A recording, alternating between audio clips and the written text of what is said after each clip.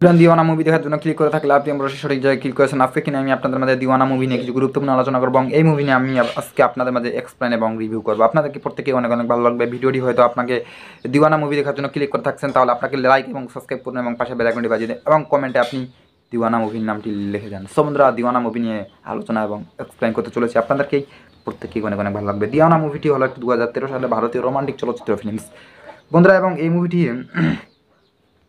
পরিচালক ছিলেন রবিন কিনাগি, আমরা যাকে ভালোভাবে চিনি। বন্ধুরা, এই মুভিতে অভিনয় করেছিলেন প্রসেনজিৎ চ্যাটার্জি এবং এবং এই মুভিতে অভিনয় করেছিলেন প্রসেনজিৎ চ্যাটার্জি এবং শ্রাবন্তী চট্টোপাধ্যায় এবং ভারত কৌশলী, বিশুদ্ধ চক্রবর্তী এবং সুপ্রীত দত্ত মুভিতে অভিনয় করেছিলেন।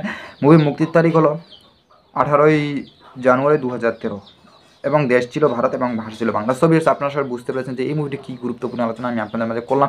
আপনাদেরকে প্রত্যেকেই অনেক অনেক ভালো লাগছে। বন্ধুরা, এই মুভির কাহিনীটি হলো, দিওয়ানা মুভিটি একটি মুভি যা আপনাদের মাঝে একটি ভালো আকর্ষণীয় মুভি।